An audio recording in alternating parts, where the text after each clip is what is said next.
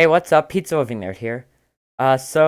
Around 6 months ago, when Kubuntu 18.10 came out, I remember it being a buggy mess.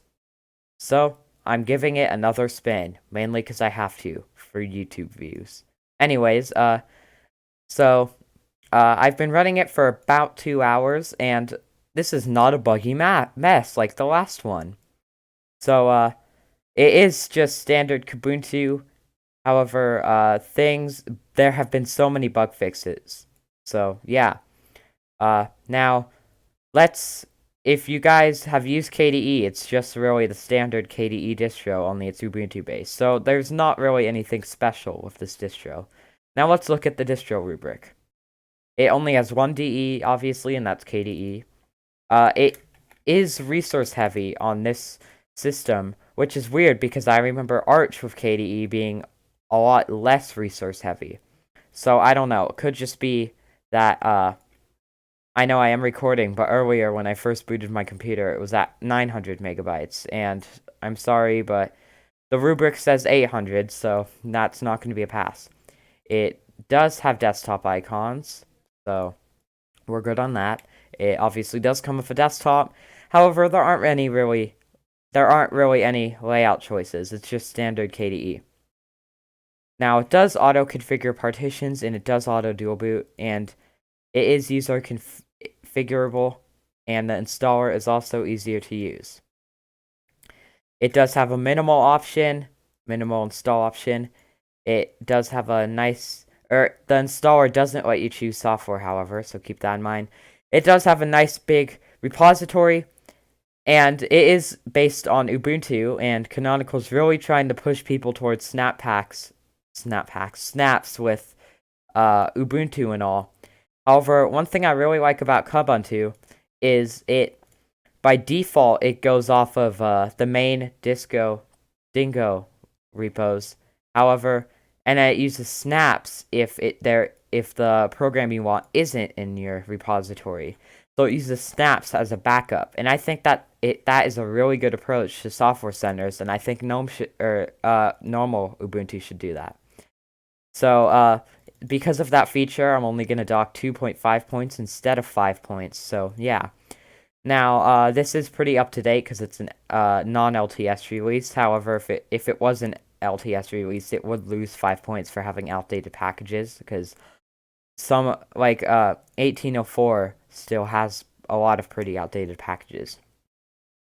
Now for stability, +3 because everything works as expected. I didn't have to fight to get any features working. I haven't had any crashes. Ubuntu and Kubuntu are both known for being easy to maintain. It obviously isn't discontinued. There aren't any minor features or major features really in Ubuntu. Because Kubuntu is really just KDE Ubuntu. So, yeah. And I think I just broke it. There we go. Now, there is one minor bug, so we will subtract 3. And the minor bug is the same thing I mentioned in my Linux desktops video about KDE. Basically, if you try and play a game, it completely messes up repositories. However, I went into more detail on that in my Linux desktop video, so yeah. Let's see here. It does support unknown characters and Asian fonts, so that's +10. Doesn't have a bad EULA. It's got good documentation, it's easy to use, and because of Discover, it's not reliant on terminals. Well, since the GNOME Software Center kind of sucks, normal Ubuntu is a little bit reliant on terminals. So overall, Kubuntu got a score of 44.5. I know I did subtract that, this right here, although I did that in my first calculation also, because this is my second take on this video.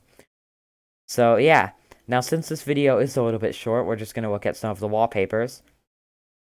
Now, Kubuntu has a really nice selection of wallpapers. We got a lot of modern wallpapers, like this autumn one right here, this cold ripple.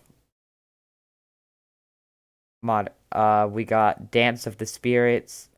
This is one of the best KDE wallpapers. We got a nice selection of modern wallpapers, but also if you're into skeuomorphism, there's some wallpapers that look like it'd be for Windows Vista or Mac OS before Yosemite. So this looks like it would be in Plasma 4. As a matter of fact, I'm pretty sure it was in Plasma 4. This kind of looks like it would be in an older OS, skeuomorphic OS. And there was one more. This one also looks skeuomorphic. And actually, if we head over to wallpaper type, there's actually this one. This is like a skeuomorphic looking wallpaper that actually changes depending on the time, not on the time of day. It just changes because why not? And what's cool about KDE is you can actually get other wallpapers too, animated wallpapers. There's also this one too. This is kind of an iOS 7 like wallpaper, which I'm going to use for the rest of the video because it's awesome. Anyways, overall, Kubuntu is pretty good. I would prefer it over the GNOME version of Ubuntu. But yeah, it's pretty good. I wouldn't really. I'd say this is a pretty good distro, and I would recommend you guys to check it out. I mean, it's a free distro. There, you might as well check it out. There's nothing to lose unless you have like a data limit or something. But yeah, definitely give this one a go. Thanks for watching this video, and I will see you in the next one.